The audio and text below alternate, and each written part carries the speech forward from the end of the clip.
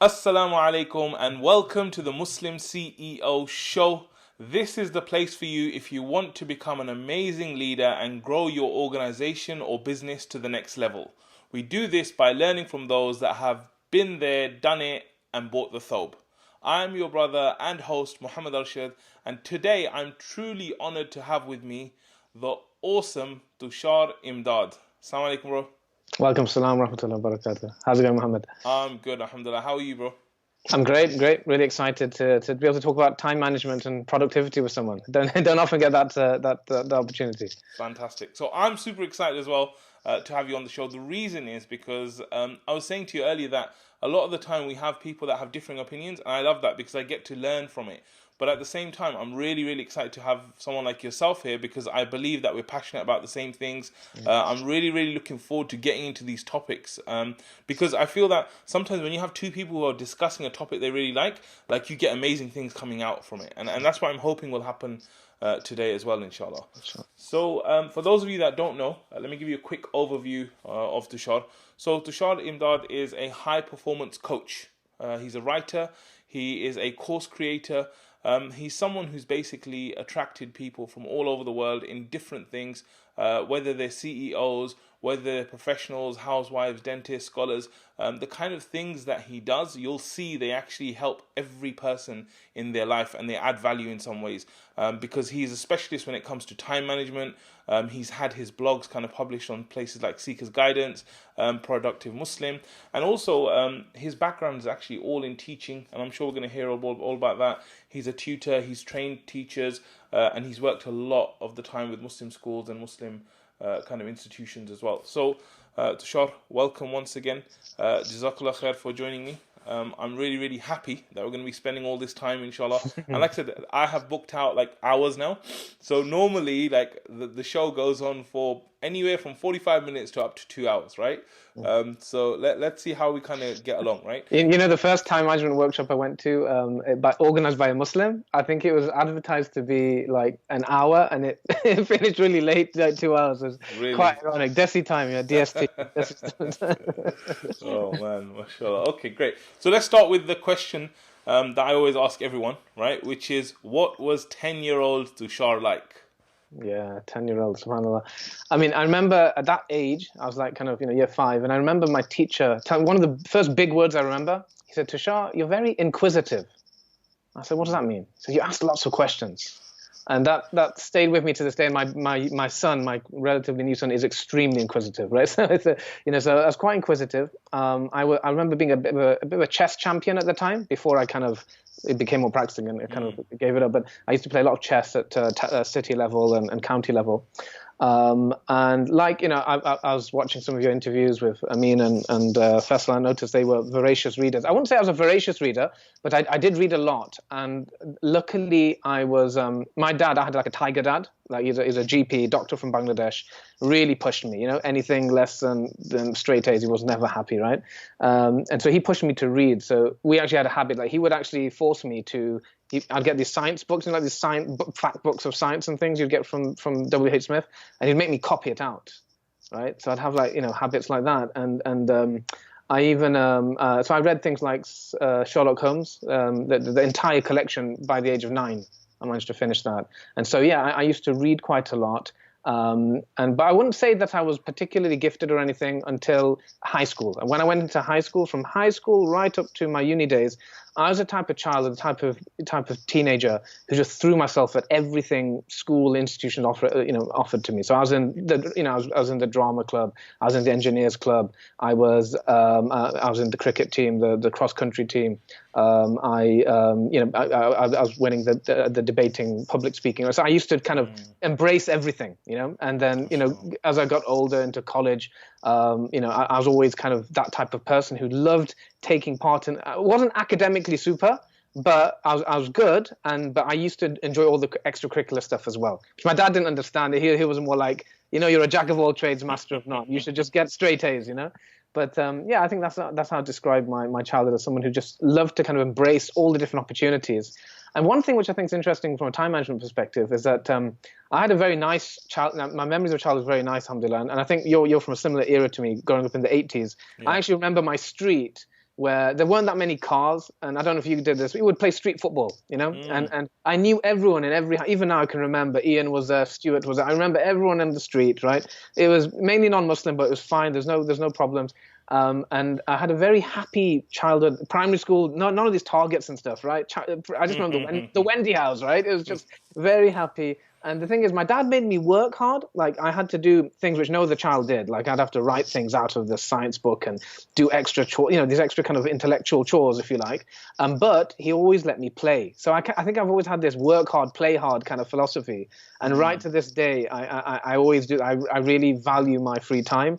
And me and my wife, we go on regular cottage breaks. We have our sacred time every evening. So I think that work-life balance thing I think it started maybe from my dad, who, even though he was very strict, he took us out every weekend. We'd go abroad on holidays, very middle-class kind of lifestyle. But I think I took that from him. He was very strict, very demanding, very high expectations, but he definitely let me play. Amazing. So Tushar, tell me, obviously, there's a big journey that you've gone through from being 10 to being here today. So just give me some highlights so that we get some context and some background of what actually happened to you in your life. Wow. Yeah, so it's a big question. I'd say... as I mentioned, high school, I really kind of threw myself at all types of opportunities. I'd say the turning point was probably college, when I became more practicing. And, I still want one story which comes to mind. I remember when I grew my beard for the first time. And it was like your size, mashallah. You've probably seen my poem, The Beauty of the Beard. And so I remember when I grew my beard, I was at a grammar school. Now, my dad, he was a doctor, and his friends were all doctors as well. So you hung around with doctors' families, and all his doctor friends send their kids to private schools and grammar schools, and he never did, and he was always guilty about that. And I was always curious about what would grammar school be like. So I went to sixth form. I went to a grammar school, Kirkham Grammar School, and it was very kind of stereotypical. It was like boys and rugby, and girls playing hockey, and I was like the only one of the few Asian Muslims in the whole place, right? And yeah, alhamdulillah, I think it worked in my advantage in the sense that it made me very confident, right? I could have kind of capitulated, but it actually made me, I remember me and my friend would be like joking, like Asians first on the bus, and we'd go for, and things, we would like really take advantage of it. I became practicing, and I remember when I grew my beard, it was a real challenge because on the first day when I still remember this, I'd go in and I remember literally people were just laughing at me, right? And they were laughing at me. I remember the Asian Santa Claus and this and that. And I still remember when I went into my form room, they actually made a circle around me. It's like a nightmare. You can just kind of visualize it. And even my chemistry tutor, my form tutor, he was pointing at me as well as all. They're like pointed like a cartoon, and they were laughing at me. Right? Wow. It was that bad, right? And I actually went home crying. From that, I went to, I didn't trim it or shave it or anything. Alhamdulillah, I kept it on. And I then became the Muslim, right? The Muslim, like the biggest beard they'd seen in the village, forget the school, right? And then I went from that to like giving talks. Like none of the students would ever do the assembly. Assembly is a very formal affair. The head teacher would come with their gowns and rise, you'd sing hymns, right? And they'd give. And then I actually volunteered. I said, "Look, would you like me to give the sixth form assembly once?" So what do you do the talk on? I said, the proof of the existence of the Creator." Okay, right. And so I did, And alhamdulillah, even after that, I still remember like an atheist girl, like the top science student in the whole school. She came to me and said, it's called Janine, I think. She said, Tushar, that's, I'm an atheist, but that's the first time anyone's made me think and pause about my own beliefs. Wow, amazing. That really helped. And I even did the Bible readings. I'll say to them, I say, look, the Bible readings, like they'd get the rugby champion to do the Bible readings.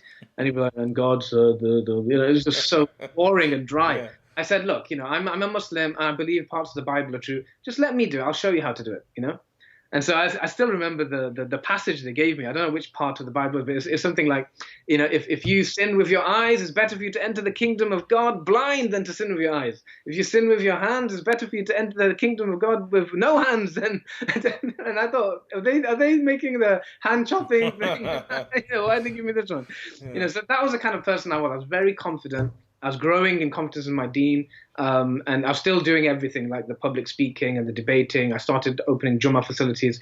When I went to uni, that naturally evolved into ISOC, and so ISOC, alhamdulillah, was such a great experience for me. I went from secretary to the president of the ISOC. That exposed me to scholars, and when they came, I'd host them, and I think that was a real, I think, and that's when I started getting into productivity, actually. I think that's when I first started reading Seven Habits of Highly Effective People and actually implementing it in my life, I think, from that time. So I think my initial journey, to answer your question, I think they're the main stages before I started entering into the world of work. I think that kind of activism, that kind of confidence in front of people, speaking, engaging with people, being bold, trying to challenge myself, challenging others' mode of thinking, and working on myself and experimenting with things. I think that started from there, and then uni as well. And the downside is that like in terms of, even at uni, I'd say like I was doing so many things, and the challenge was focusing on the academics as well as the ISOC and the Law Society and everything else. But I think that's a big part of my personality. It's both my strength and my kind of kryptonite, if you like, right? The danger is that you can take on too much and not master one. The advantage is that you can get so many experiences, get such a wide network, and I think that's what's led me to be an entrepreneur. Ultimately, to be honest, I think that personality and that kind of creativity, if you like, and being able to kind of source different skills and do different activities, it's very suited now. Now, alhamdulillah, I'm very I've had quite a few, as you've seen from my biography. I've been in law, I've been in teaching, I've been in management, I've been a talib al-ilm. I've been through quite a few phases.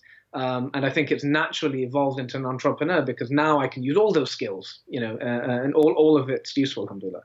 MashaAllah, amazing. So I think it's great because what you're saying is it's that whole T-shaped thing, right?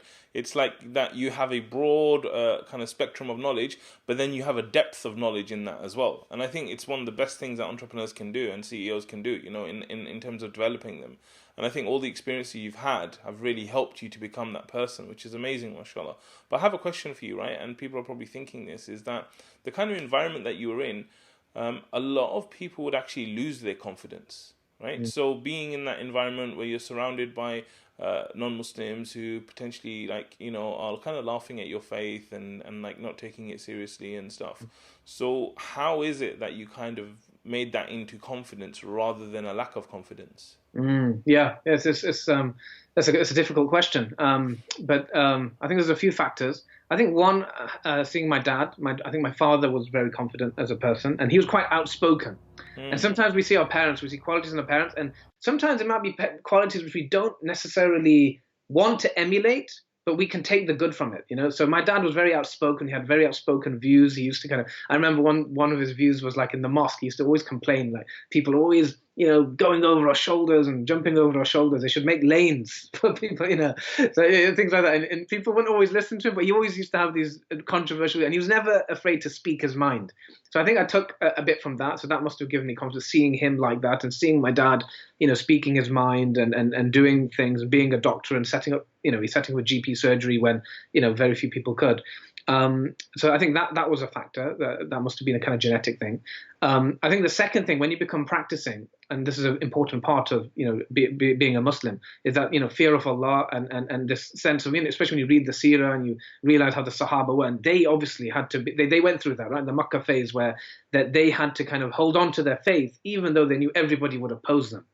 And I think when you're becoming practicing, you're reading that and you're reading about the Quran, you realize that this is part of being a Muslim. Part of being practicing is that you're going to get tested, you're going to get opposed. So I think that helped me be ready for that, And then thirdly, I think the nice thing about England as a country is that I genuinely believe this, is that they actually respect you more when you express your own identity. They actually value. It is quite multicultural, and even for example, I remember my last big teaching interview.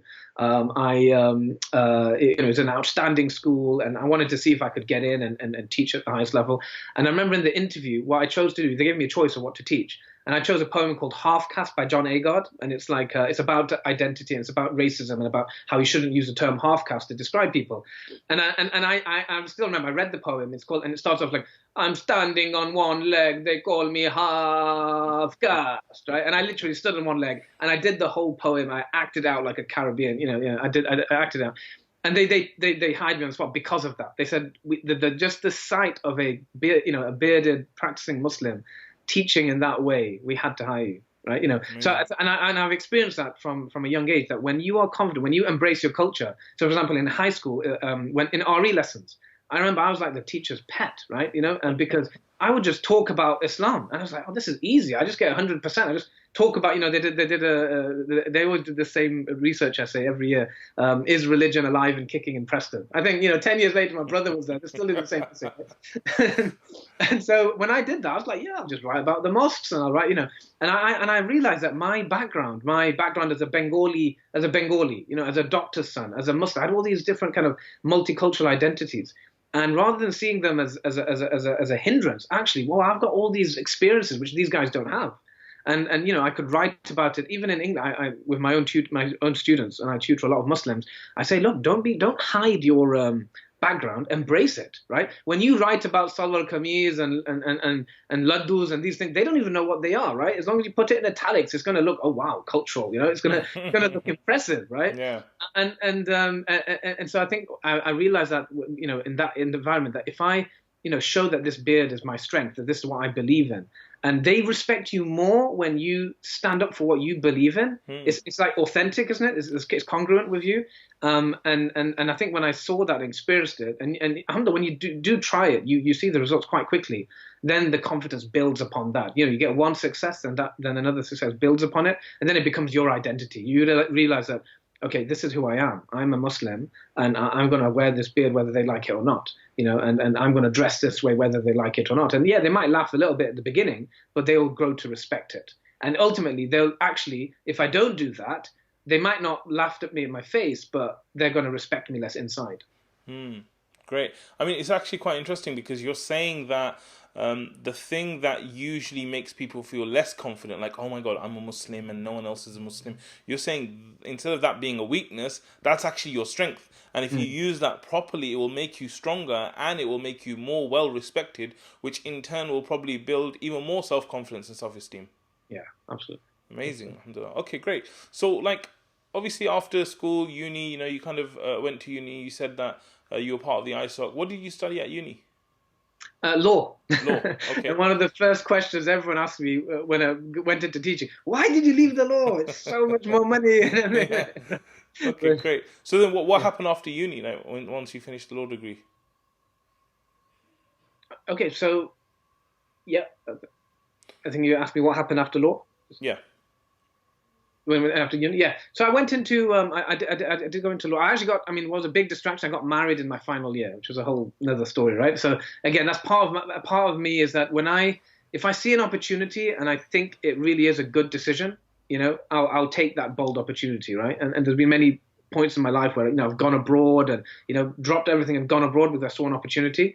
And so alhamdulillah, I've always had that courage to make courageous decisions like that. And so that was a courageous decision to get married in my final year. It worked better for me. My wife had to retake her year, but I managed to finish. I went into the law, and the law disenchanted me, right? I loved law as a theory. I tried it for a few years. And what I realized is that my skills of, in terms of speaking and communication, writing, reading, right, all that, I enjoyed the law in theory, but in practice it was just too businesslike.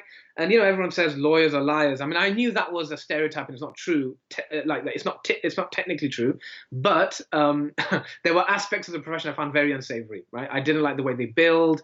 I still remember a client would come, and, he'd be there for 5 minutes, right? And I'd write down 1 unit or whatever. And then the boss would come and say, no, Tushar, it's 60, that's 3 hours, sir. So, yeah. I'm like, but he only was there for 5 minutes. No, that's how we bill. So I just couldn't get my head around that. And I've been the type of person that if I'm not morally happy in the place I work in, I will quit. And so I went a few firms, and these were Muslim firms as well, unfortunately. And I just didn't like the stuff. They'll give me a file, I'm on my way out of the office. They'll give me a file. Oh, you're in court tomorrow. Tomorrow? How am I going to prepare for tomorrow? Sorry, man. That's how it is. And this would be a refugee, right, from Rwanda or Syria or wherever. I think it was back then. It was Zimbabwe. And if I didn't prepare that guy's case properly, and you can prepare at least a week for a case properly. then, I go to court the next day. I've got to prepare all night. And then if I don't do it properly, imagine like my lack of sleep and stuff. If I don't do a good job, this guy's could be get sent back to be tortured, right? So this kind of high pressure, I really didn't enjoy it. I didn't feel like I was doing a service to the people, and I didn't feel like my skills were being utilized. So teaching was like a natural step, because it was kind of like, I've always loved schools. I've always embraced school life, university life, and I love talking and things. Okay, teaching, And so I trained as a teacher. This was like 2004, 2005. And yeah, that was the next phase, teaching. Okay, great. And so, like with teaching, you kind of obviously you worked with non-Muslim schools and Muslim schools, and you kind of got involved with the Association of Muslim Schools as well, right? So, tell us a little bit about like what was that all about? How is it different teaching Muslim in Muslim schools, and what did you learn from it all? Wow, yeah, it's a fascinating topic. So that's been a big part of my life, and I'm really grateful for it. So I initially, when I trained, I started in normal non-Muslim schools, like normal state schools, and what I quickly realized is that behavior management is a big part of teaching. Which again, a lot of things and this is the thing which when I ever give career advice is like, you really got to look at the practical elements. Every job has its drudgery. But you've got to know there's some parts of the job, massive parts of the job. You have to know if you're willing to do that or you're skilled at that part. So one massive aspect of teaching, which I think a lot of teachers when they go into this, is why there's such a high dropout rate, is the behavior management side.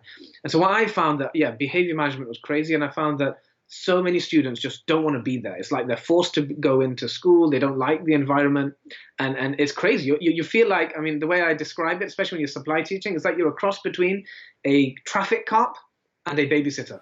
Right? Literally, you're just trying to rein them in, and they're screaming, they're jumping, and and so I was like, I didn't sign up for this. And so I thought, okay, Muslim schools, right? There are Muslim schools. And so I looked into Muslim schools, and then I remember looking at London and different places, and I was like, oh gosh, they don't pay much, do they? So then I found a state Muslim school in Leicester. And so this is great. This is me going back home to my university city. So I took that job, and I was in a Muslim state school. And I actually was there. At first, it was a private Muslim school, and then it transitioned to a state school. So I saw both sides. It was really interesting. So when it was a private Muslim school, it was kind of, it's like a big, large building. They don't have the greatest facilities. The staff room was just one little room. We went from that to this state-of-the-art building, which even now, if you look at Madani High School, it's one of the, I think it's got at the time, it was £15 million investment from the government, which was the largest investment to a Muslim project in European history at the time. Wow. So it's a big deal. It had a beautiful masjid, 99 names on mosaic all the way around. It's an amazing thing. And so, we went from this kind of squalor to this beautiful state-of-the-art building. But the funny thing was, the behavior got even worse, right? And one thing I learned quite quickly is that teenagers are teenagers, right? Muslim, whatever religion they are going through that phase. They're going through adolescence. And sometimes it's actually harder when you're teaching Muslim children because your expectations are more. You're like, they're Muslims, they're Hufaz, they're from Darul Ulooms. Why are they behaving like this, And it actually, I actually went from there. So then I actually decided to leave that environment. I thought, what, this is just, I'm not enjoying this. And so I then got offered a position in a Muslim primary school. And I remember my wife always used to say to me, she trains a teacher as well. And she used to say, wouldn't it be amazing if we, taught together? And then, well, why don't you consider primary? And I just thought, primary, little kids, I'm a sector of an English teacher, But funnily enough, I love primary. Right, I love teaching the primary kids, and this time the behavior was wonderful, and it was a completely different environment. What I learned was that schools are like people, right? Just as people are completely different, schools are completely different. You really you can't judge all of them with the same brush. And in the private Muslim sector, alhamdulillah, I learned that, mashallah, there's the nice thing about the private sector is that they're very sincere. They're set up with very good intentions. There's a lovely community spirit. And then, yes, true, sometimes there's a sacrifice in terms of academic qualities, right? But it's made up for in this amazing environment, a lot of sincerity. And I remember when I was teaching the kids, I was in awe of them. There were so many, in year 6, like half of them were doing hifz, They were teaching me things. I ended up, and the nice thing when you're in a Muslim school is that you end up having lots of hats, right? The joke is that you start as a caretaker, then a teacher's away, and then, brother, could you just be a TA?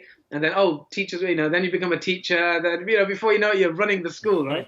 And so that did happen. And alhamdulillah, one of my mentors, she actually set up a school, a Montessori flexi Islamic school called Manara Academy. And so I had the opportunity to kind of help her run that. I was one of the founding directors.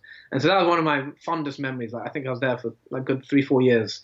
And it was a small, but it was a really high quality initiative. And I really saw the benefits of Islamic schooling there. That was quite a successful project. And unfortunately, I had to close down. But that period was great because I had to become a Quran teacher. It wasn't even my intention, but that actually helped me to learn Quran. I had to learn Quran to teach it. I had to kind of improve my Quranic Arabic, to teach it. And I really think I've done a lot of Arabic study. I've been abroad to study Arabic. I've been on so many courses. But to be honest with you, that period when I was teaching Surah Waqia, Surah Yasin, Juz Amma, I had to teach it to these year 6 kids, year 5 kids. I think the preparation and the barakah of doing that, I think that helped my Quranic Arabic knowledge more than anything else. Alhamdulillah. I think just little things like that just made it a real blessed period. And then AMS UK, so it naturally went to, because I had all this experience in, working in Muslim state schools and working in private Muslim schools. I was a governor, staff governor at Madani as well. And so then, they naturally, this is a success principle I often teach. A lot of my opportunities I had, people didn't come to me. I had to go to them. I had to be proactive. Sometimes people don't even think of an idea unless you suggest it to them.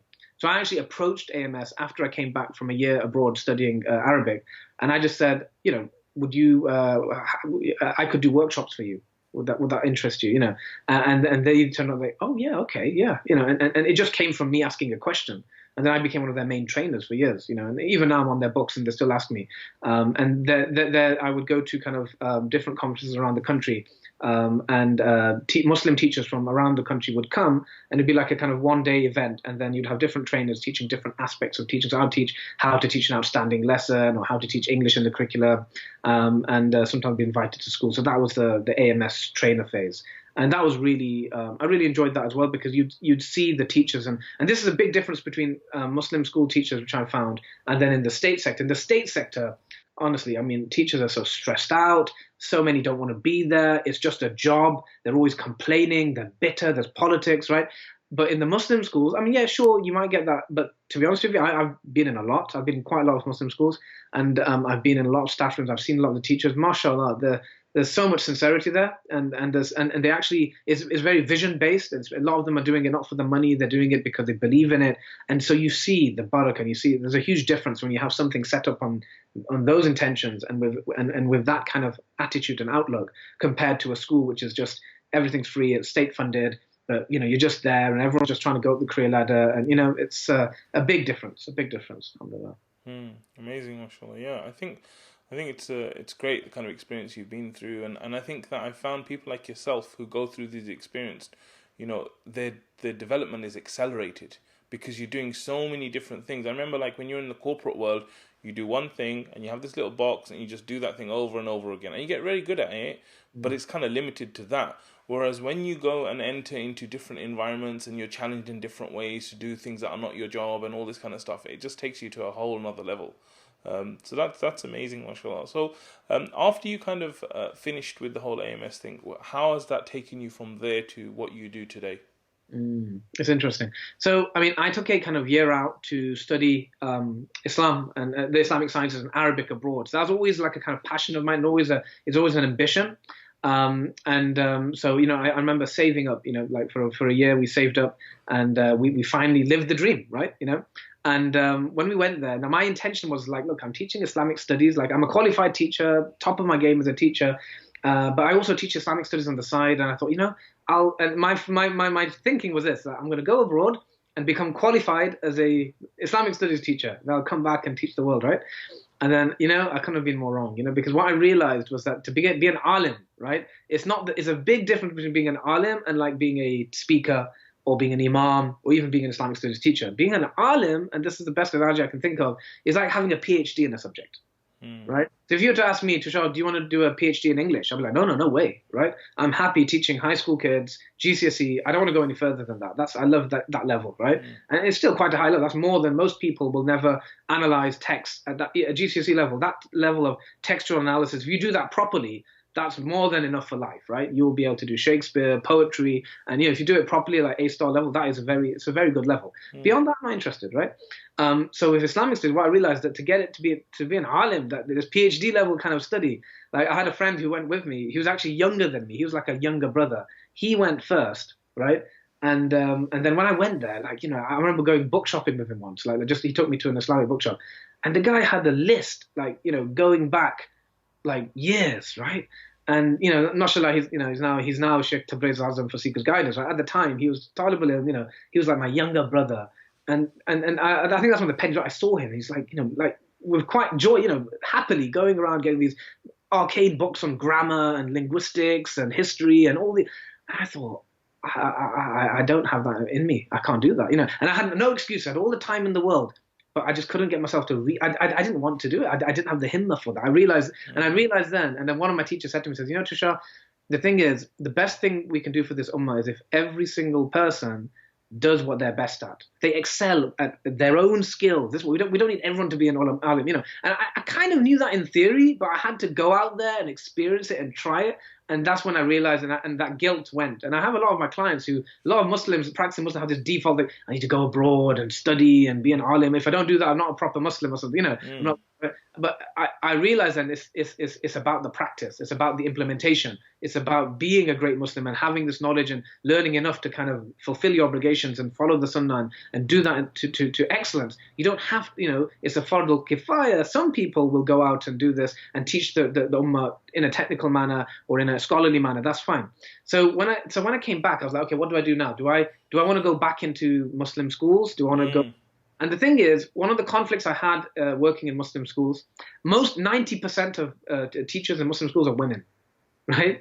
Maybe 95. And there's a good reason for that. Is because of the whole pay structure and everything. So they work part-time and job share, or they work full-time. They don't need the income. The reason why there's not many men there, and the reason why men end up doing so many multiple roles, is because of the income, the difficulty of the pay and things like that. So it's like, and I think I've had this conversation with you in the past, like, you have that period where you're grafting and you're working, not making much, you're struggling to make ends meet, and you think, and you don't feel fulfilled. I felt like, I feel like, I had to tutor on the side to kind of make up my income, right? So I felt, and as a teacher, to be a really good teacher, you have to give it your all. There's no time left, right? It takes everything. And so I realized that, look, I'm not really doing justice to myself or my students. I can't give fully to them, so I'd feel guilty about that. And I'd feel guilty that I'm not giving to my family because I'm not earning enough, and I can't, establish myself. So I realized that, what? I'm going to kind of focus on my tutoring business. That's when my entrepreneur journey really started, right? So I was working part-time since 2008. So the whole time I was working in Muslim schools, it was always part-time. I always had to keep the tutoring business. And sometimes I'd earn more on the tutoring than I would, in the Muslim school. And so that's when I decided to go kind of, focus on my tutoring. And I'd do my tutoring business, and then I'd have my supply teaching on the side. And that's a nice thing. And I say this to people, that having qualifications is very useful, because when you decide to make that shift into entrepreneurship, if you ever do, if you have the qualification, that skill set, the professional experience, you can always use that to have a side gig while you're building up your your business. And so I focused on tutoring. Whilst I was doing tutoring, when did I decide to do time management? So I was building my tutoring business, and I think that my natural entrepreneur spirit came because I wouldn't just do tutoring. I started doing online tutoring, right? Because even when I went abroad, I thought, one of the ways I funded myself was I kept a few students online. And this was before the big online revolution in terms of, everyone teaching online. This was before that. I was teaching on Skype. I thought, hey, this is quite possible. When I came back, I kept students from abroad. And as I had more online students, I started, because I had a passion for reading, I thought, and kids I started a book club, an online book club. And it was quite successful, right? I was like, oh, wow, there's like a class, and I'm earning much more money by having 4, 5, 10 to 20 students in a class compared to doing it one-to-one. And so I did that. And then I do like an online professional grammar course for Muslim professionals. So I always kind of would come up creatively with these ideas and just do these online courses for this and online courses for that.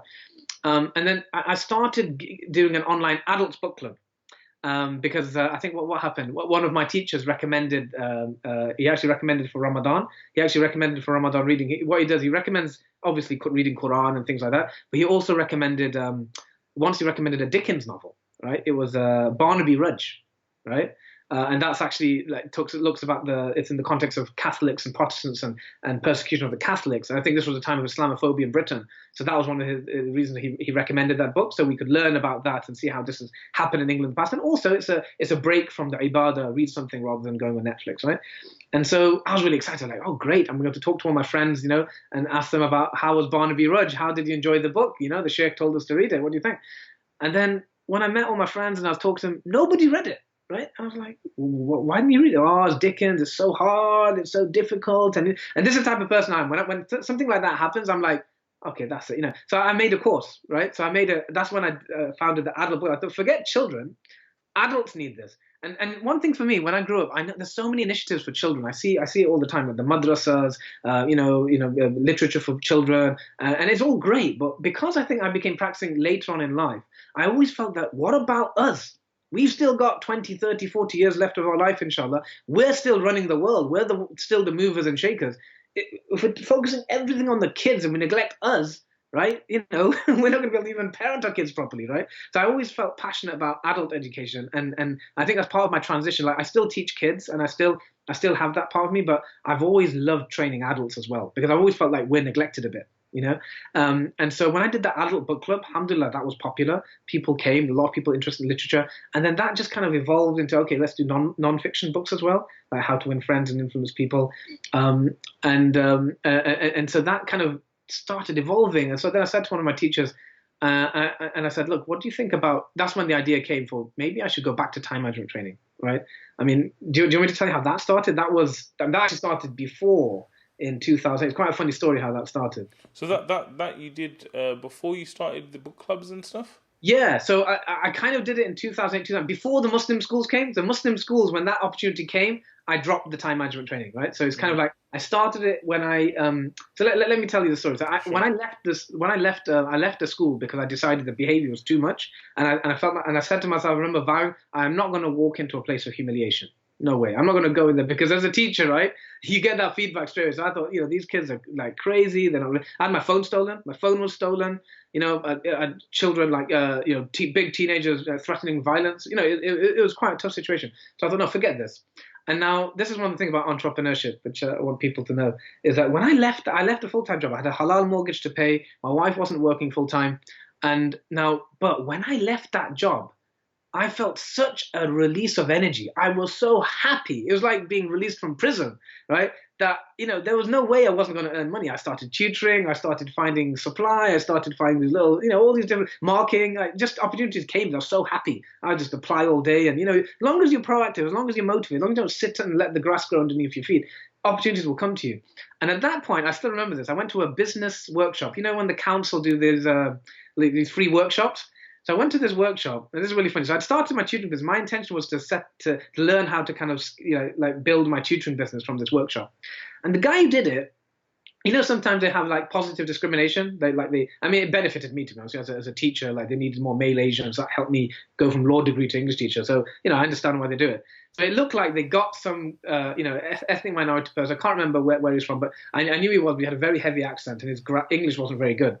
And so he was a trainer. And he was teaching all these guys, all these people who want to set up businesses. And he was training us on how to do it. And the funny thing was, it was really bad, right? It was a really poor workshop. And I remember thinking to myself, this is so bad. And this guy's getting paid to go around the country doing these workshops. And I thought, I can do a better job than him. And alhamdulillah, that was actually the inspiration for me to set up my very first time management workshop. Because it was so bad, that gave me the inspiration to think, okay, I can do this. It's quite easy. And he's doing such a bad job at it. And I thought, what can I do? And I thought, okay. And at the time, I'd been implementing 2 this is to show you how little you can have to start off. It's 7 Habits of Highly Effective People. And I had been implementing that for a time and getting things done. This is something which I don't think I've shared with many people, but I didn't even own that book, right? I didn't even own it. I just borrowed it from the library. And in fact, some of the books which I've implemented the most, I haven't even owned. I borrowed it, made notes, and I kept the notes. I didn't even need the book again, right? And you become the book, right? You act on it so much, you become the book. So just based on those 2 books, I made 2 workshops. First one was Principled Time Management. The second one was called Efficient and Effective Time. Terrible mark, not very good titles, right? And I just sent it to my network. And alhamdulillah, I remember the first one, and the funny thing was, this was Productive Muslim wasn't even that big then, right? So I remember, so we were both kind of at the same time. I even collaborated with him. He interviewed me at that time. I did a workshop with him together. So it was quite new. It was quite a new thing. And alhamdulillah, people came, and even scholars came to that workshop. I was humbled, like my local imam, came, and even scholars came for coaching, and it all started then. It was like a pet project. It was something I did on the side. And then I stopped when the Muslim school opportunity came. That was very much took up so much time, and I devoted all my time. And I just kind of left it on the back burner, and all these years. And then when this book club started, that's when I got thinking, well, maybe that is my passion. That's something I really enjoy. Maybe it's time to bring that back. And I asked one of my sheikhs, and he said, yeah, I think you'll be really. And this is the thing about encouragement. When you're a mentor, when you respect someone and they give you that encouragement, they give you that green light. It can make the difference between a huge the birth of an organization and something never starting. And I remember his encouragement. It was just like, I think you'll be really good at it. And I said, should I go and get training with the best? And he says, you should. You inshallah, you can train others.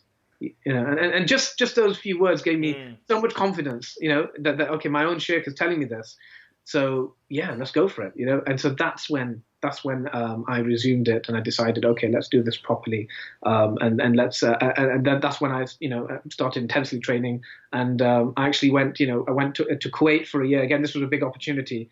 Saved up for a year, and I invested large amounts of money in training myself, learning with top coaches to get my knowledge of talent to a higher level. And then, inshallah, then from there I started relaunching workshops, and alhamdulillah, that's been like a few years now. I've been kind of going back into it, and I've not looked back since. Amazing stuff, mashallah. So one thing that really kind of stands out for me actually is this kind of thing that you described about the time management thing, is that when you saw him do a really bad job, which I'm sure you're really glad and grateful for right now, right? But when you saw him do that really terrible job, that confidence that you had from before, that played a big part in there, right? Like having that confidence to think, I can do a better job than this, So that's very interesting. The other thing I wanted to ask you is that there's a lot of people like you who are probably experts in their field, who have dreamt of like handing their notice in and getting free from prison and all of that, right? But a lot of them are scared, especially when it comes to, finding those first few clients, finding those first few people that actually pay you for some kind of service. So in the early days, before you knew anything about marketing and all of that, like how did you get anyone to sign up or anyone to actually pay for something that you were offering? That's a good question. Well, I think initially the first thing I did was the workshop, and so I think the first thing, because I was producing something, right? I wasn't asking for one-on-one people to come out. I was producing something, and alhamdulillah, I did that with ihsan. I really put effort. I still remember like the packs. I mean, like I look back now and I look at the packs. I don't think it's anything special, but again, maybe back then. And then the nice thing with if you're in the Muslim niche as well, I mean, sometimes like we have a reputation, or there's a stereotype, like, Muslim things aren't done as well as the non-Muslims, professionally, there's this kind of feeling, isn't there? And now, alhamdulillah, now big brands are coming with the help of people like you. Alhamdulillah, now Muslims are leveling up. But, back then I knew that, when I made these little packs and, you go the extra mile, you do things in a professional manner, people take notice and you stand out, right? It's outstanding. You stand out. And so I think because of that, when I did that workshop, delivered those 2 workshops, and people came and they really saw the value, they really enjoyed it. From that, word spread, and people came to me. I didn't seek any coaching clients. It was always, I didn't even have the intention to do that. People approached me, and then the funny thing is when you read about other successful businessmen, and that's often the case, that people who, especially entrepreneurship, people who build a good business, often it's because people keep asking them, and I've read it so many times in so many different books that people kept asking me about how did I lose my weight. People kept asking me about how did I learn this skill. People kept asking me how do you do this, and because they kept asking, you realize, okay, that's the first kind of market research. That's a proof of demand, really, especially when people are coming to you and asking how you did something. So I think that was definitely how I got the first bit of confidence, is that doing that first workshop really, really well, and putting my whole soul into it, delivering it really well. And then after that, people saw that and people would contact, I remember people, asking me, could I write for their blog, and then this and that. And then also having the confidence, that's on one side. And on the other side, having the confidence to approach people. So, the Seeker's Guidance thing, writing for them, even Productive Muslim, I approached him. I remember seeing him like, "Whoa, wow, this is amazing! Look at his cartoons and look, and he was definitely, he had definitely had this technical expertise, which I didn't. He was really good at the graphics and the cartoons, and he was really good at that side. I could tell. And with me, my strength was live training, live coaching, and my passion and my knowledge. And so I just asked him. I just sent him an email. I said, "Hey, this is what I do.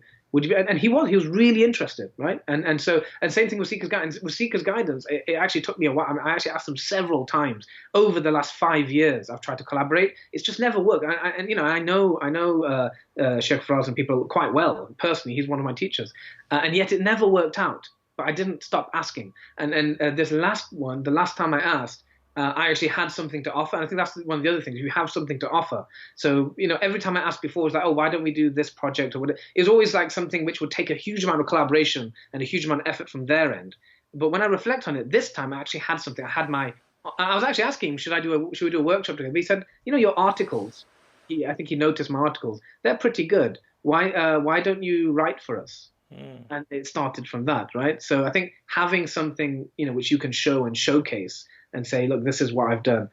So I think those three things. So one is like, doing something really well, an initial thing which can get a lot of people in.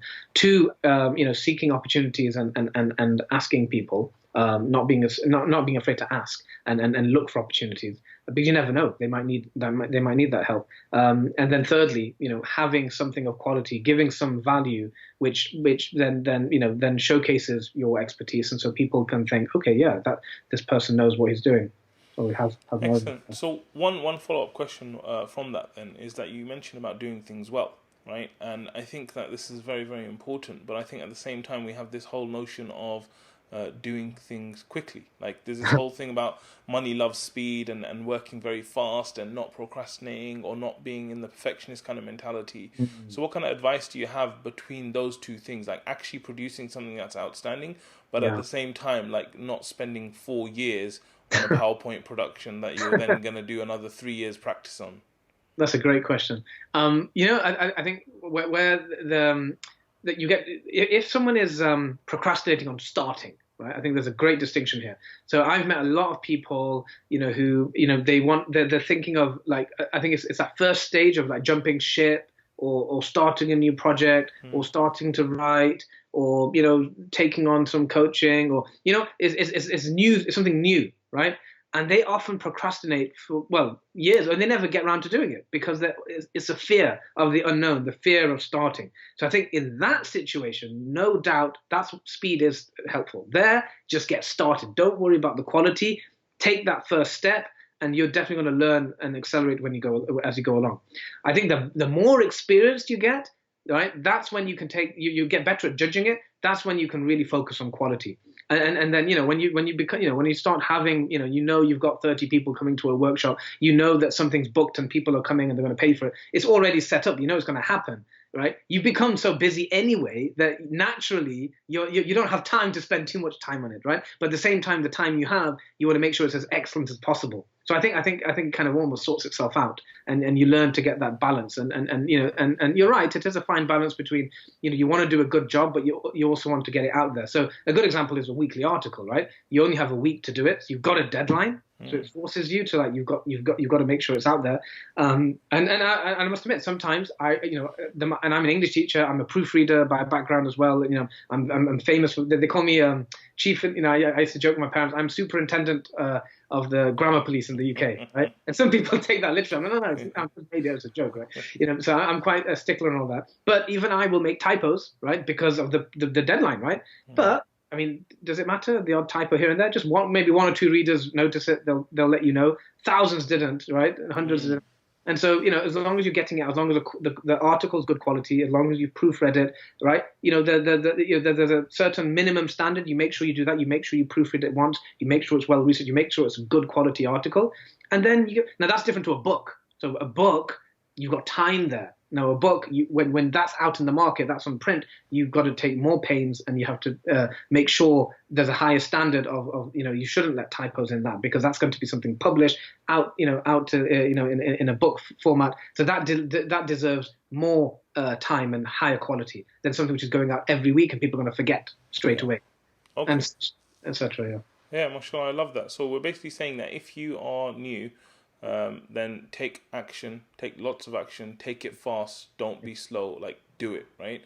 And as you get more experience, then you can kind of do things of decent quality. You can still do things at decent quality, judge things the way they kind of need to be done. So like you said, something like a book, you can actually take lots of time with and do it really deeply and properly, because this is going to be the big thing for you. But like we know, with content, it should be something that you just produce, and then hopefully one of those will be a super hit, and then you just carry on with that. So I think that's really, really good kind of advice in terms of the balance between perfectionism and procrastination and stuff. So that's great. I want to move on to the two topics that we really, really love, which is kind of like time management and habit building and all those kind of areas, right? But before I do that, I just want to get your views around leadership, because it's interesting, because when we were discussing this, you were like, well, I'm not sure about the whole leadership thing, because like you were thinking about leadership in maybe a different way. But anyone who's listening to your story and thinking about the kind of experiences you've been to and the places that you've helped and stuff like this, they would definitely see you as a leader, right? So just tell me a little bit about like what is leadership for you, and maybe a leader that's kind of inspired you as well. Okay, it's a really good question. So for me, I think leadership, initially, it was the traditional sense of leadership into taking control and leading a team, like in the ice hockey, right? I think that was my first experience of leadership, and leading by example. But I think as it's evolved, I think my kind of sense of leadership has always been proactivity and taking the lead. Right, and that could be something as simple. I'll give you a really simple example which people can relate to. So, for example, as we grow older and we get married, you naturally kind of lose touch with old friends, and that's one of the kind of things that even my coach, he in productivity, he has a whole module on how to socialize. Literally, like he's got plans and how to kind of socialize, and he spends a lot of time planning his holidays and his weekends. It's quite amazing, in a lot of detail, and who's going to call and invite. And it's clever because he basically has a great social life, but he plans it, right? And that's one of the things in our times, because we all move, and it's not like when we're growing up, everyone in the same street, and you all live up and you grow up together, or like in the villages back home, and you probably moved several times in your life, and you probably most of your friends are scattered across the country and the world, right? And so sometimes like leadership can be that in your area, in your city, and you've got a few friends, it could be like you organizing a get together, right? Or organizing an Islamic event, right? And I mean a simple event. It might be like a gathering of dhikr or gathering of ta'aleem. Or it could be like, so one thing I remember doing is initiating and organizing like a kind of cottage trip, for my friends, couple friends all around the country, like different friends around the country, and initiating in that way. And I knew if I didn't do that, nobody else would do it, right? So for me, that's leadership, right? Is when you see where something has to be done, there has to be initiative. Another example is charity, fundraising. So many Muslims, mashallah, they'll see there's a need and they say, okay, I'm going to do that. I'm going to do a sponsored run or sponsored walk. And that's leadership for me. When you see there's a need and you take the initiative, you don't wait for someone else to do it. You take the initiative, you organize it. That is, I think that's as great an example of leadership as it can possibly be. And that's what we need as many Muslims in Ummah to do as much as possible. Because if everyone can do that, they look at, there's this reminds me of a concept in Covy, which was the circle of influence and the circle of concern. Remember that? So you have so many people have a big circle of concern, and their circle of influence might be really small. So circle of concern is like what you worry about, right? So I'm worried about, the people on my street. I'm worried, I'm worried about the Ummah. I'm worried about people in Palestine. I'm worried about this, right? And I used to give the taxi driver analogy. Sometimes, I don't know if this still happens as much, but, sometimes you get in a cab in whatever city, Muslim cabbie, and he just complains about, right? Oh, the imams are really corrupt here. They're doing tax fraud here. And, you ever got that? Yeah. They're just complaining about everything. You're like, okay, so brother, what are you doing? What are you? Nothing, right? Just complaining and paying the bills, and that's it, right? Yeah. And so you find that sometimes people have a large circle of concern. It's not really true concern, but they have this large circle of things they worry about and complain about. Their circle of influence could be tiny, and actually, the larger it grows and the less action they take, their circle of influence actually decreases and decreases. They're just so ineffective. Whereas the opposite, you have someone who has you have a circle of concern. It might be small, okay? It might be just your family. And that's why, Allah in the Quran tells us to save ourselves and our family from the fire, right? And so, maybe it's just your family. Maybe it's just yourself first, right? You work on yourself. and then you've got your family, maybe your friends in your neighborhood. If you work on that, right? If you exert your efforts into your circle of influence, then it grows, right? And you can impact more. And to give the example, that some people have the opposite. Sometimes their circle of influence, and this is a sad situation, their circle of influence is larger than their circle of concern. So in other words, maybe they're wealthy, maybe they're driving past someone who, to a gathering or to some place, and they could easily help that person out, but they're not even thinking about it. So they've got influence, but they're not using it. So leadership is when you work within your circle of influence, and you're effective in that, and because of that, your circle of influence grows, and inshallah, your concerns can grow, and you can meet those concerns. Amazing. I love that. I really, really like that. I think, I completely agree with everything you said about initiative and stuff. So, who's a leader that really inspires you? Wow. I think Sheikh Faraz is a great example, to be honest with you, because when I first met him... Which Sheikh Faraz? Because I know a few Sheikh Faraz. So sorry, Sheikh Faraz Rabbani, of Seekers Guidance, CEO of Seekers Guidance. And so the reason why I say him is I've seen him from grow from small, to huge impact. And I remember when I first met him, and the thing I like about him is that he's so, he's very relaxed, really, really, really easy to get on with, really chilled out. When I first met him, he was just studying in Jordan, just studying, doing his ilm thing, and he had no intention to kind of leave the Middle East, right? And I remember we used to beg him, please come to the UK, please come to, please come to Canada. And at that time, nobody could imagine him leaving because he just stayed there. He was just always there, always refused, right? And they give an example of people like, another great example is, I think it was Mufti Taqi Uthmani as well, that his own sheikh would, he would ask permission to travel, he used to get requests to speak and to teach here and this and that, and his sheikh would always tell him, no, not yet. You need to focus on yourself, work on yourself, right? And Sheikh Faraz was the same. And I like these two examples because they worked on themselves for quite a long time. It was we're talking about 6-7 years, and they were hidden from the world, relatively speaking, right? Nobody knew about them. They just kept working on it. When the ijazah was given, right? When they were said, so Sheikh Faraz was encouraged to go to Canada. Mufti Taqi was given permission. Yes, you can start teaching. I mean, look, we can see the impact now, right? And mashallah, they went from strength to strength. They scaled, and I thought, and what I like about Sheikh Faraz was his vision, that with Seekers Guidance, and even people are always telling you've got to charge, but he had this vision. He wanted to make it free, and he believed in it so strongly. And alhamdulillah, it's just wonderful to see the scope and the scale of how it's grown and how it went from this little mailing list. I was in that mailing list at the beginning. We just answering questions. And then it just grew and grew, became an institution. And then and he had challenges. Some of the institutions closed down, but he just kept restarting. And he kept going. He never lost focus. He never lost his drive and enthusiasm. And it was absolutely full tunnel vision. He believed in this project, and he was never going to give up. And alhamdulillah, you see the fruit. So I love that as an example. Someone who has a vision and works on it, worked on himself first, and waited until it was the right time, and then, despite the setbacks, keeps going, and alhamdulillah, you see the result and in terms of scale and impact on the ummah. MashaAllah, amazing. Okay, alhamdulillah, that's fantastic. So tell me, bro, why is time management important? Alhamdulillah, why is time management important? Subhanallah, time is life, right? Time is life, right?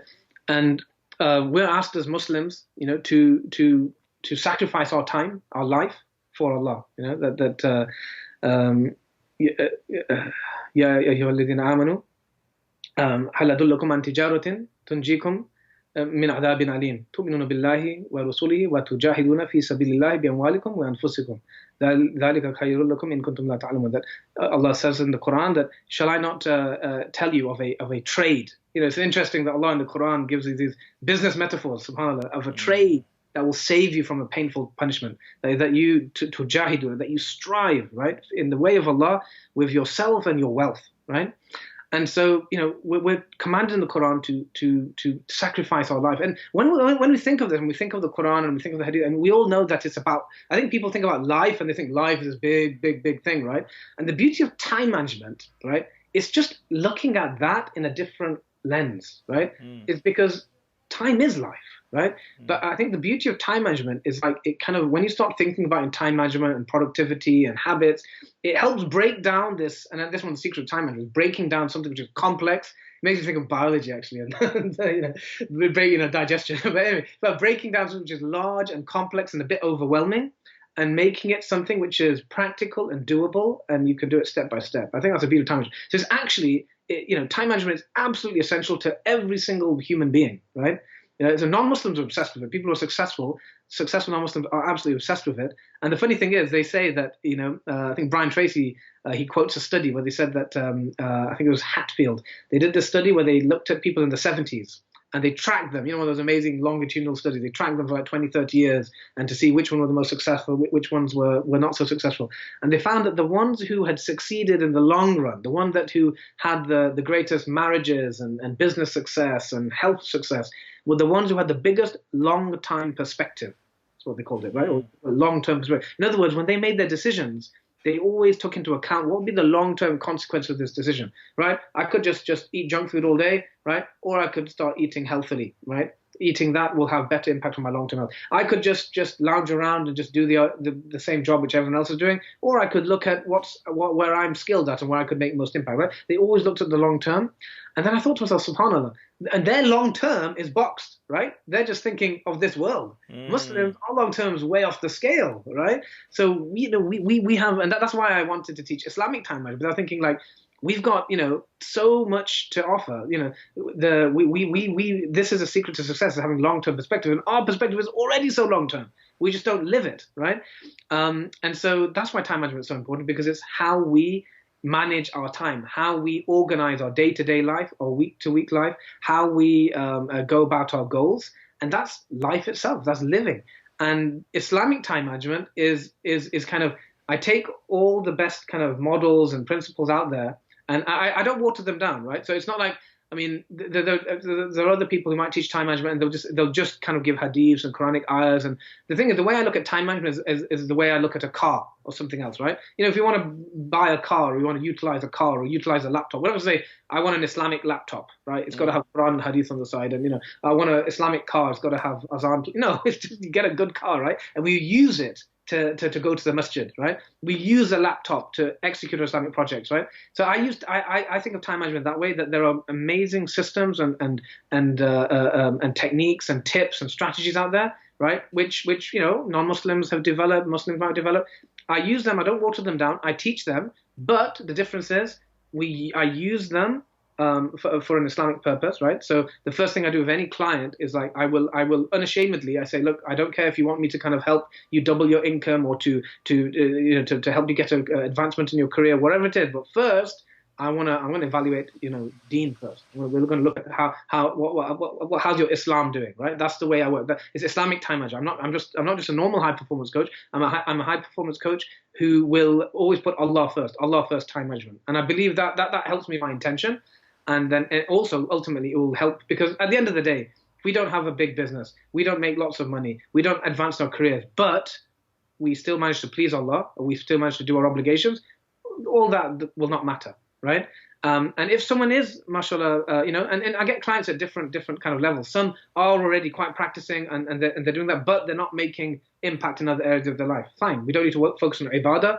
We need to look at because time, one of the things I think Muslims, I find you get two types of Muslims. And, I've always intended to make a book about this called The Practicing Muslim. Maybe it'll come out, inshallah. Because as I grew up, I saw two types of Muslims. You'd see the kind of stereotypical practicing Muslim with the big beard, the thobe, the topi jubba, and they were the dove in the masjid, practicing and doing lots of adhkar and all this, but they'd be like really bad in their dealings. Maybe the family's, are not happy, the wife's not happy, the children are not well educated, they're struggling income-wise, right? That was one kind of stereotype, right?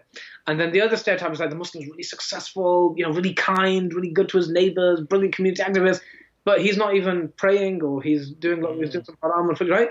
And so for me, it's like, the practicing Muslim combines the two, right?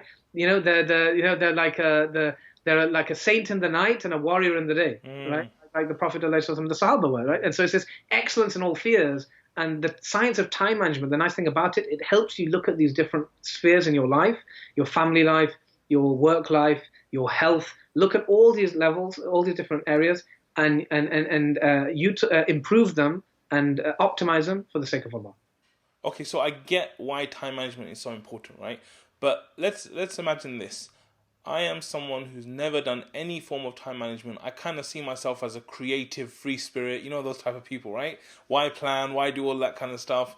And now listening to you, I feel like, yeah, you know what? Time management is my life. I should do something about it. Never done anything. Where do I start? How do I get this going? Okay, that's a good question. So, I mean, obviously, part of what I do is to kind of offer training in these kind of things. So the simple answer is like, you know, get on my mailing list and learn from me. But on a more simpler level is you know, I mean, I've got some. I don't know if you're going to ask me this. I've prepared some like tips, you know, for time management. Yeah. And so the first thing I say is like you have two types of time management. You have kind of big picture time management, which looks at the kind of big picture, your life and where you're going, and then you have small picture, which is kind of like getting efficient and effective and your day-to-day stuff, right? And so I always believe, like Stephen Covey said, first things first, that we should start with the big picture, start with our intention, start with like looking at where we're going in life. And this is actually quite hard because it takes reflection, it takes kind of thought, it takes like kind of, you know, you have to kind of just unplug yourself from the world and the business and sit back and reflect. And this is where you look at something like, you know, you do something like a mission statement. You kind of look at like where you're going in life. What's your purpose? Right? Sometimes honestly, people are so busy. We can go decades. People sadly could live their whole life and not have actually questioned, why am I here? What am I doing? And even as a Muslim, right, alhamdulillah, as Muslims, we do have a level of mission. We know we're Muslims, but are we doing that properly? Have we evaluated, am I living my mission as a Muslim to the best of my ability? And so I'd say the first thing is to kind of do that big picture, you know, look at your mission. Secondly, part of that which helps and aids this is a sunnah practice of remembering death, right? So when you remember the destroyer of pleasures, death, when you reflect on that and you think, okay, if I was to pass away in a year's time or in a month's time or a week's time, which could happen, right? How would I want to live my life? How would I want to live my life? So that helps put things into perspective and into focus. And then thirdly, which is all part of the big picture, you start looking at what are your roles in life? Like, what are you, right? Are you a father? Are you a mother? Are you a daughter? Are you a worker? Are you a student of knowledge? Are you a neighbor? Are you a relative, right? Think about all your roles in life. And kullukum ra'i, the Prophet ﷺ said, that all of you are shepherds, right? And you'll be asked about your flock, right? So, and I remember, I think I heard a talk from you in the past where you talked about, like, you mentioned this hadith, that we are all leaders, whether we like it or not. We're responsible for people, right, in our different roles. So you look at all your different roles and you ask yourself, you know, you evaluate yourself. How are you doing, right, in those roles? Give yourself a score out of 10. How are you doing in those roles? And then you realize that, okay, you've got some imbalance here. And to fit that, you kind of make goals, you know, in each of these roles. And so I actually did a training recently called how to, you know, reset the Qibla of your life, masterclass, how to reset the Qibla. And I went through all three. So, you know, if any of your listeners are interested, they can contact me. And that's a training which is just a one-off webinar training. It's like $30 or something. So that's I recommend that. That's a good, if you want a shortcut, you know, you can either read 7 Habits and try to read and implement that. But one of the reasons I'm in business is a lot of people don't have time to read, and two, a lot of people, when they do read, they don't have to implement. So if you want a shortcut, you can access that training, and that's part of the thing I treat. So that's the first 3 steps, the big picture. Once you've got the big picture in motion, the tips I'd give for small picture efficiency. So I'm on tip number 4 now. I'd say it would be weekly planning. Right, weekly planning, or even daily planning if weekly planning is too hard. So one of the habits I'm very happy that I've managed to achieve as a family is that me and my wife, we get together on a weekly basis. We go to, you know, we started at home, but then we realized it gets too heated and complicated. We go to a cafe now, make a bit of a you know, meal out to make it an interesting thing, and we actually plan our week. And this is a super skill if you can do it. It's an amazing practice. You can do it with your wife because you can then get clear on your goals for the week and your activities for the week. And especially, I mean, even at one basic level, just to be able to kind of talk about all the landmines and potential problems and scheduling, just to kind of talk through all that. Childcare, it's amazingly helpful, right? When you're not doing that, you know, you're just dealing with urgent matters and things show up. But actually, you could pre-plan, like a military, you know, see your life, see your week like a battle, right? The battle is useful, right? And what do people do before a battle? What do soldiers and generals do before a battle? They have to plan. They have a strategy. So planning is like your strategy for dealing with the battle of life, right? And especially nowadays, we have so many the distractions coming at us, right? So I'll say weekly, and if not weekly, at least daily planning. Fifthly, I've written Allah first, and maybe this should have been even before. But if there is an aspect of your deen which you are neglecting, like a wajib, I'll talk about something which is compulsory, like one of your prayers. If you're a brother not going to the masjid, for example, that's a very common one, by the way, that many brothers, they pray, but they know they should be going to the mosque more often. They know they should be doing Fajr, right? So I find that like actually a big blind spot in many people. I'm like, oh, how are you doing? Yeah, Islam's great. And like, okay, how's the masjid going? Oh, yeah, well, couldn't, right? That's a big deal, right? We know that the Prophet ﷺ would, he was a very, subhanAllah, his gentleness, his rahmah. But what did he say about the people who, he felt like, getting firewood and burning their houses? That's a huge thing, huge statement. Would we want to be part of that? No, right? So that's a big one. Look at Allah first. Is there any area of your life which, you're not following the Sharia? You're committing haram. Or you're not doing. That's your priority. And I don't care, if you're not advancing your career, you're not, because as Muslims, and as an Islamic time management coach, that is my first priority, is to make sure that you're putting Allah first, because at the end of the day, when we pass away, that's going to be the priority. That's going to be the most important thing. So that's why I say Allah first. Check that there are no hidden areas in your life which you've not, or areas in your life which you're neglecting Allah's rights, right? Because ultimately that's the most important. Number 6, eat that frog, right? That's the name of a famous book, Tracy. And it's an analogy that, in the past, people, apparently in villages, they'd sometimes they'd be forced to eat frogs, and they didn't like it. They're not that tasty. And so they're saying, if you've got 2 frogs, eat the biggest one first and eat the ugliest one first, right? But you get you get the hardest one out of the way, and then the other ones are easier, right? So it's a good analogy for, like, when you've got lots of tasks, often we procrastinate on the hardest ones. And typically the hardest ones tend to be the most important tasks. And so eat that frog. It's a very simple concept, but it's hard to act on. Is prioritize the hardest tasks which require the most focus and energy first, so you've got the most energy and you actually get them done. Because the secret, and this is another secret, that don't sweat the small stuff. Truly successful people, like, Richard Branson, do you think like he's got like a perfectly clean desk all the time? Or do you think he's, perfectly punctual on all his bills? And, I'm sure there are areas of his life which are maybe in disarray or maybe doesn't get done, right? But the secret to successful people is that they're really good at doing the important stuff. They get that done day after day, week after week. The small stuff will get taken care of itself. When you get successful, you can outsource it to each other, right? So don't sweat the small stuff. Focus on the big stuff, and that is honestly that if I was to summarize the difference between successful people and people who are not successful, people who are very good with the time and those who are not, are people who rise, right? Are the ones who really they understand what are valuable items, what are worth spending time on, and they make sure they do that day in, day out, and week in, week out. And finally, looking at really small things, one of the biggest problems in our time is digital distractions. So a simple tip for that, and again, this is very hard to implement, I'm still working on this, is to batch things like emails and phone calls. Right? Batching is a super time management skill. Many people are quite good at batching shopping. MashaAllah, I've noticed aunties and uncles, MashaAllah, they'll go in and they'll get, in fact, I want to interview one of my uncles. I want to ask him how he, because one thing I realized, it's not so simple, because it only saves you money if you then adjust your finances, right?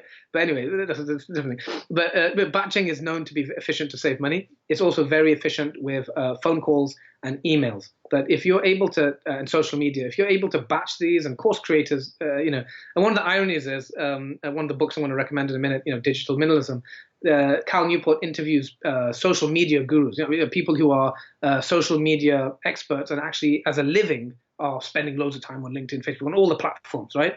And funnily enough, they probably spend a lot less time than you and me on these platforms. They're actually very super laser focused on when and how they spend their time. And so, one of the ways to do it is to batch it, to have actual set periods of time, ideally maybe a few times a day, 3 times a day or something. And just in that time, all you do is, for example, email answering, or all you do is just social media posts and things like that. It sounds easy, but trust me, that if you can do that, you're in the top 1% in the world easily. Amazing. Wonderful tips. Jazakallah khair, bro. Very, very useful. So we're kind of fast running out of time, I think, right? I want to cover everything. So maybe we can have some quick fire rounds as well, right? Sure. What I wanted to ask you, and this is a question, I was on Muslim Mastery live stream last night. Okay. And one of the questions that came up was about like giving up bad habits or getting rid of bad habits, right? Like different people are suffering from different addictions and different things going on in their lives. So like if I have a bad habit, like how do I actually get rid of it? How do I stop it? How do I change? That's a massive question. Yeah, it's a really good question. um, with habits, and this is one of the reasons like I teach habit courses now, and inshallah, the Ramadan habit is of course coming up, and this is going to be the focus on working on habits. So with bad habits, there's a few principles I can give, and then the rest, honestly, it's a big topic. It's something you want to research and learn about. But in essence, with a habit, you got to understand that a habit, it's come about over time. And there's several factors, right? We could boil it down to 7, 8, 9 factors which cause a habit to become consistent. But one of the things is like the reason why we do certain things is that we get a benefit from it, right? So let's just take an example. Let's take an example of, for example, sleeping in at Fajr, right? So say for example you're sleeping in at Fajr. So the benefit we get is like sleep, right? We enjoy the sleep. So whenever we do something, we do it because we enjoy, we get some kind of, the nafs get some kind of benefit from it. The second thing is the reason why something becomes habitual is that our brain has created a shortcut. Our brain's very efficient and it's always looking for shortcuts. So if you create a kind of shortcut, if you create a kind of a path in your brain, right, and then you keep repeating it, that becomes very efficient for the brain to just do it by on autopilot. Now the good news is that you can short circuit that. You can break that habit, and you can replace it, right? And so that's what we want to do with bad habits. We want to kind of so we can do the opposite, right? So let's look at 3 ways we could do it. So one way is to make the habit unattractive. The second thing is to break the automatic nature of it. And then the third thing is to replace it with something which is equally attractive, right? So for example, on the same topic. So say for example we're saying that it's what was the first thing I said? That it's about making it feel like a negative thing. Okay, right. So it's we want to make it unattractive, right? So one way to make kind of sleeping in unattractive is that you could give yourself, and this is quite powerful, is to set a penalty.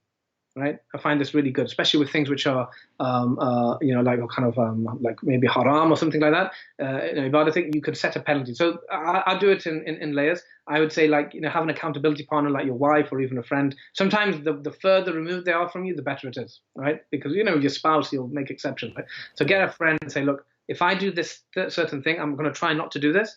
If I do it, I'm going to give you 20 quid, right? Or do it to something which will hurt you. Money normally hurts, right? So that's one level, and so that makes it unattractive, right? So that's going to help you break the habit.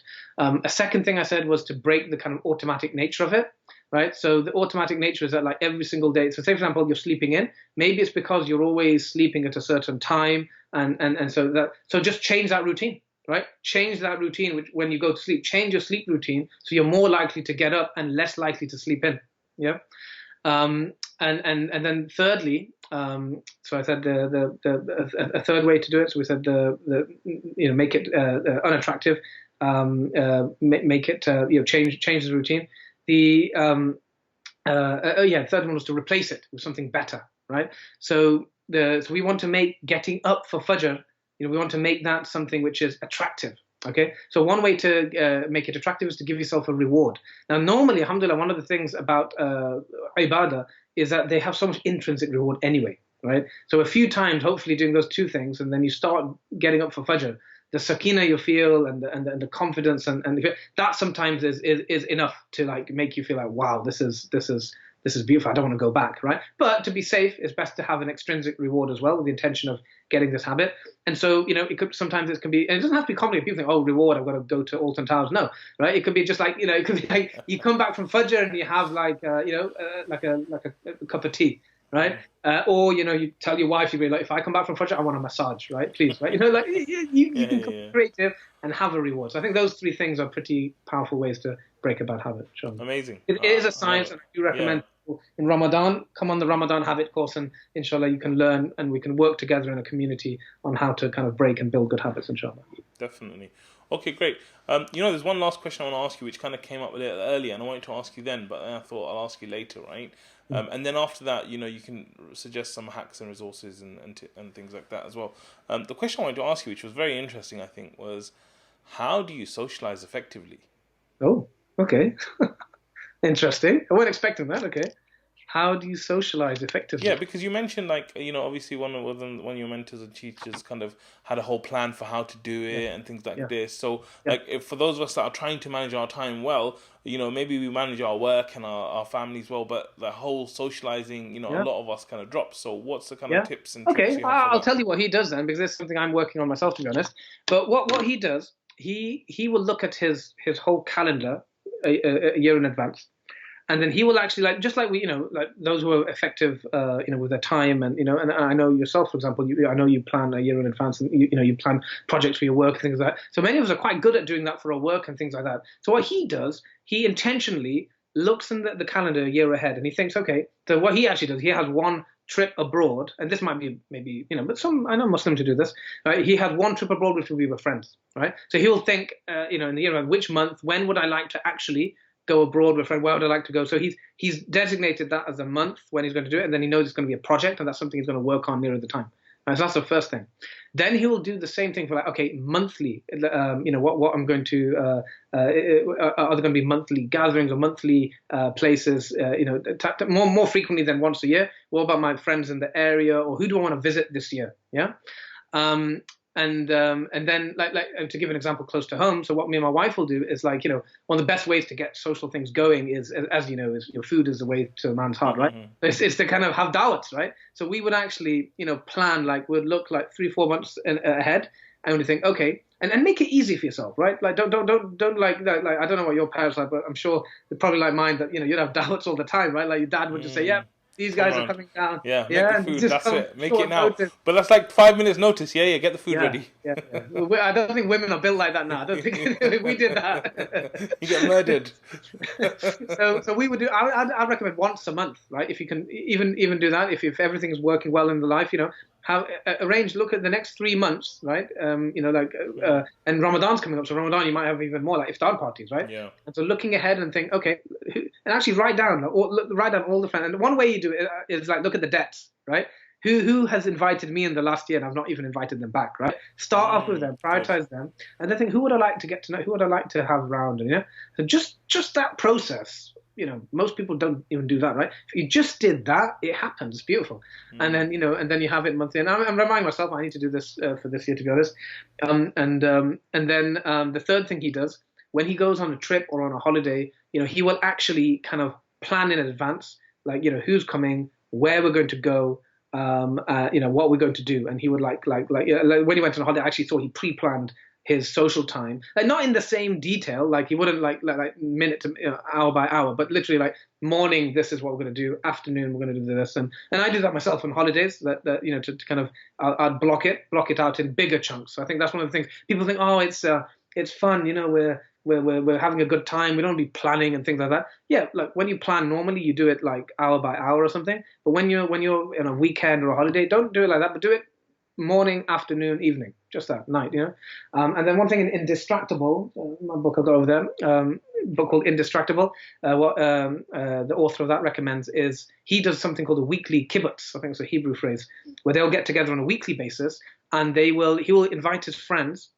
and they will get together, and they will, and this is quite interesting, so they will talk about a topic. They'll actually have a topic, something about, something like, how do we raise our kids best, in the best way? It'd be something personal development related, almost like a TED Talk type topic.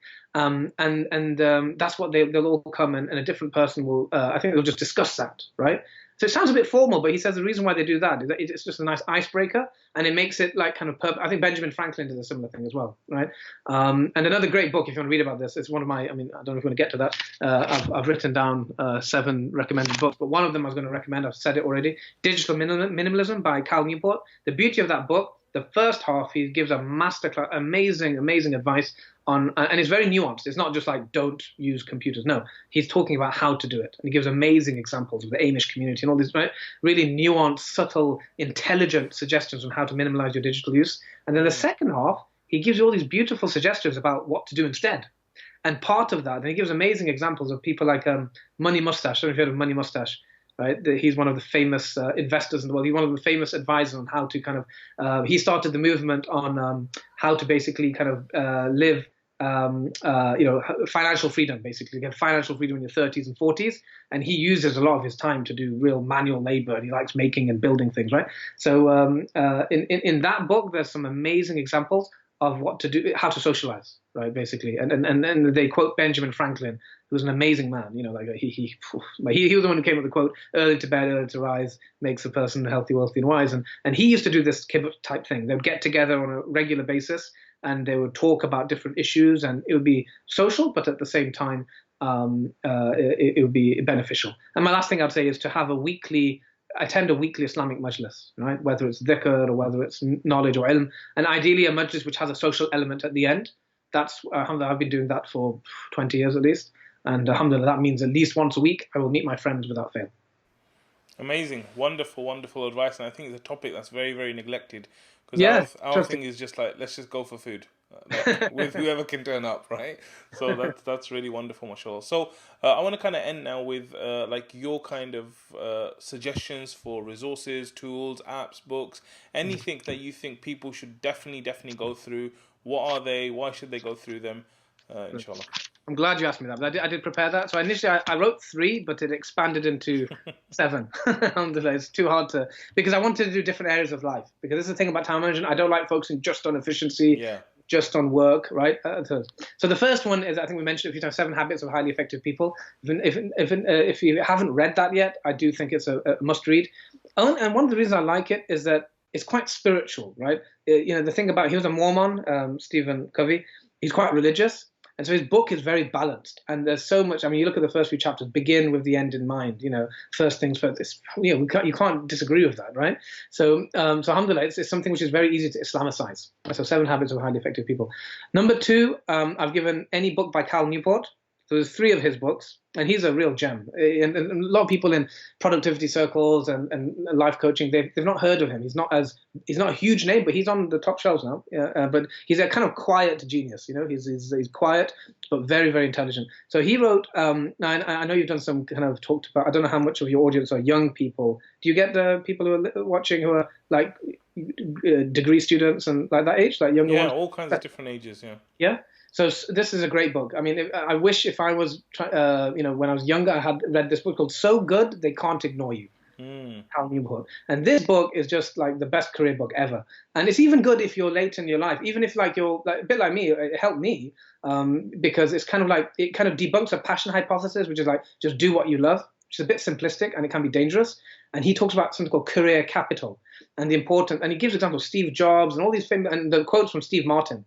And who's a comedian, and people see him like this amazing Hollywood actor, millionaire, whatever. But he started off like just a stand-up, and just it's amazing the graft he had to put in before he became so good they couldn't ignore him. So it's a very nuanced book, but it's really, really smart, and it's a very clever one to kind of help you. I think if you're an entrepreneur and you feel a bit of a jack of all trades, you feel like, oh, I want to do this, I'm not where I want to be, and he gives you all these amazing case studies of people who didn't know, like Steve Jobs. If he'd followed his passion, he'd open a Buddhist temple probably, right? And so it shows you his journey, and other people who didn't know what they were doing exactly. And the beauty of the book is that the good news is you don't have to be that clear. You don't have to know exactly what your life work's going to be. It's something you're going to discover, but you do have to keep up your career capital. That book's brilliant.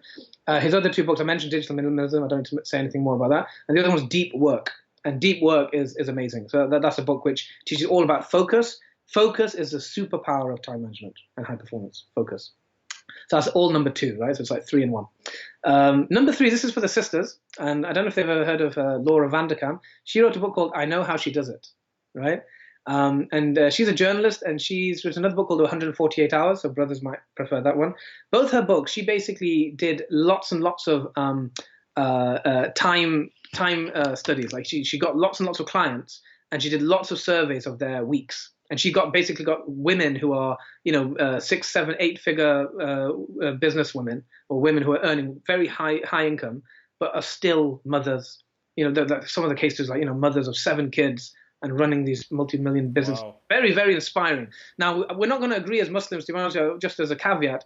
I don't agree with all her views because, their mindset's a bit different. So we got to, we do believe that men and women have roles in Islam and things like that. So, with a pinch of salt, but it's very enlightening and it does show you. But one thing she's proven is that, we have this concept that, in the past women were, they had better work-life balance and she's actually shown, like, one of her findings, and it's contentious, but there's an interesting point that actually sometimes busy women, working women, and we have a lot of working sisters, I have clients, and it's a reality of our times that women often have to work, that many working women actually have better quality time with their kids than full-time housewives.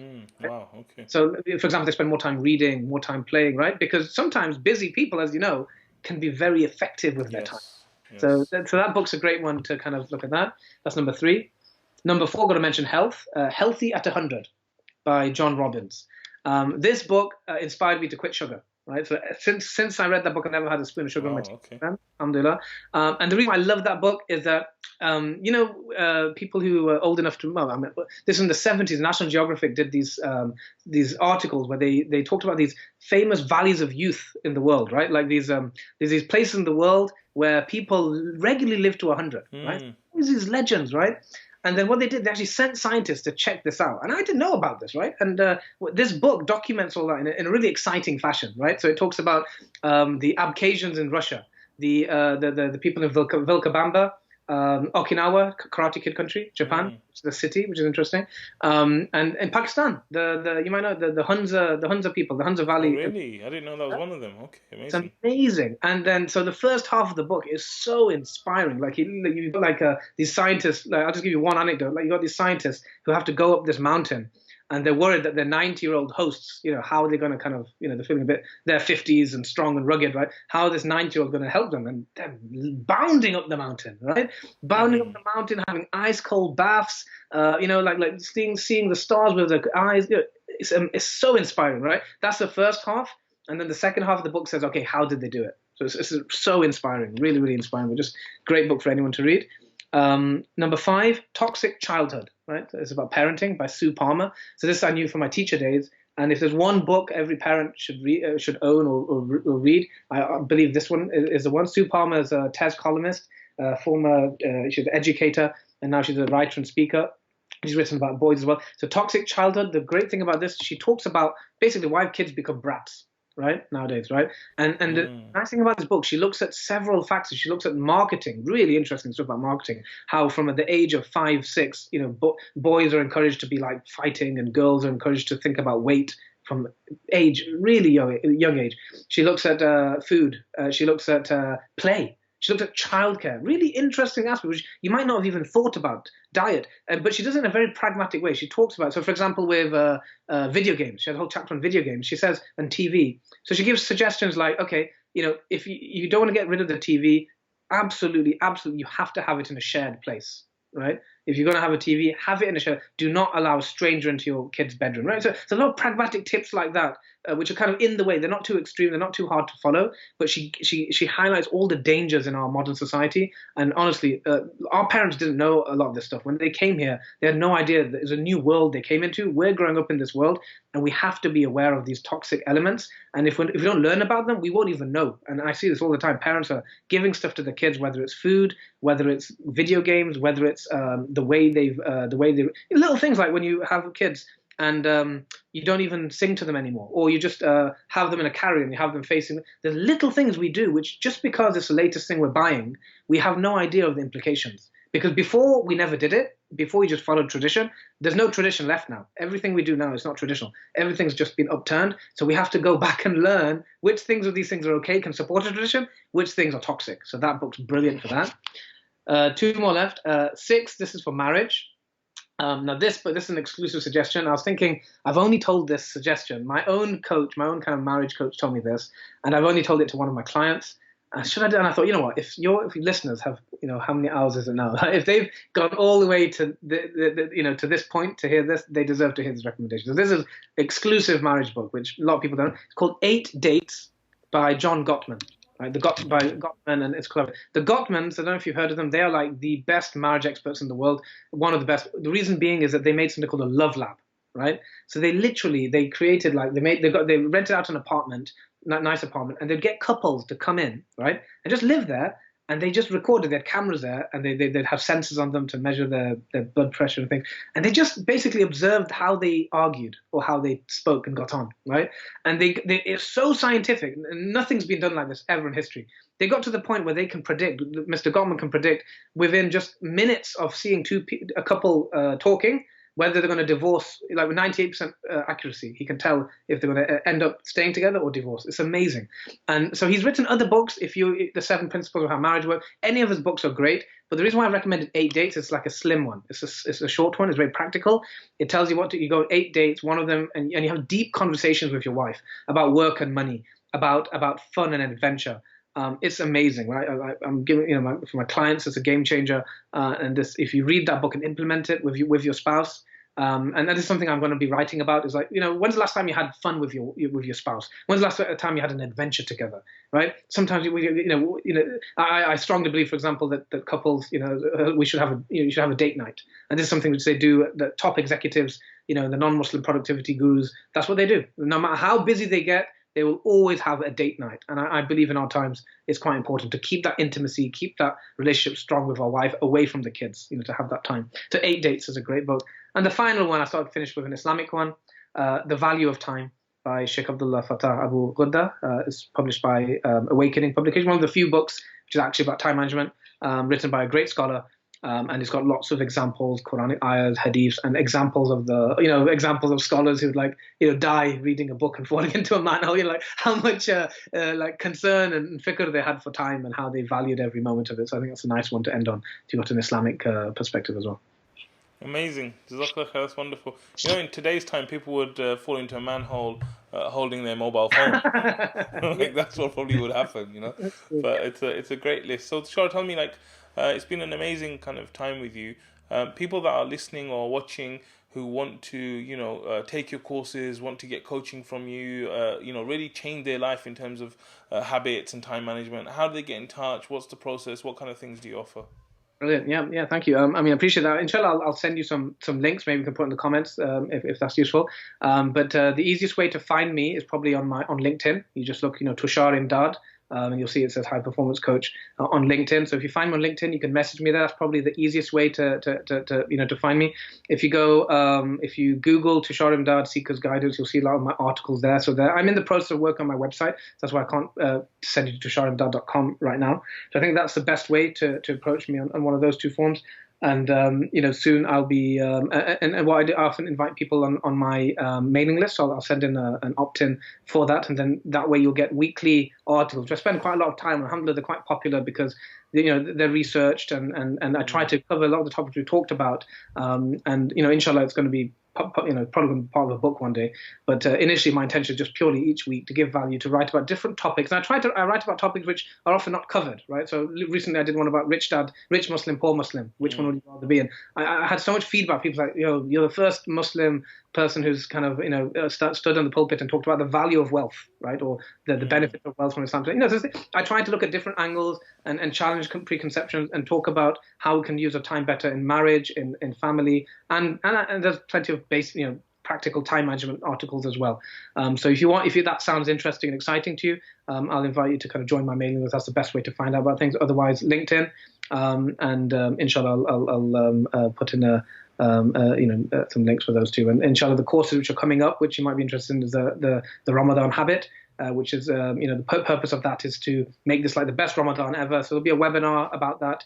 And that will be to talk about how we can make this Ramadan. The main focus, what I'm interested in from a productivity perspective, is that it's about habits, actually, like we're talking about, that often we build great habits in Ramadan, and then they finish after Ramadan, and and the next Ramadan we have to start it again. So my focus for this course is like teaching you to do habits. I piloted it a few months ago, the Breakthrough Habit course, and alhamdulillah, there's about 30 people who came. I'd say about 17 really did the program properly. And what I've done, I've been on a lot of habit courses myself, and I have coaches. What I've done, I've utilized a lot of the techniques and the accountability structures to make this a very scientific habit forming program. Alhamdulillah, like those 17 who actually went on the forum, did the accountability, they all nailed their habit, right? And so if that sounds right, that's what we're planning to do for Ramadan. is to nail a habit and then keep it going after Ramadan, inshallah. So that's what's coming up, inshallah. So yeah, that's basically what I'm working on. Amazing. Tushar, it's been an absolute pleasure having you here. You've just taken my wish list on Audible and you've like doubled or tripled it through all the kind of things you said. Jazakallah khair for all the time, all the wonderful advice. I know everyone watching would have got so much value from this, and you've really played your part in them becoming better leaders, better CEOs, better people, inshallah. So Jazakallah khair. Thank you so much for being here, bro. It's been a pleasure. Thank you so much. Brothers and sisters, this is the Muslim CEO Show. I hope you enjoyed it. There was so much great stuff in there. I'm actually going to ask Tushar to send me a list of all the books that he mentioned. And if you haven't already done so, please make sure that you subscribe to the channels, and also check out our free training at muslimceo.com. Until next time, Jazakallah khair for watching. Assalamu alaikum wa rahmatullah.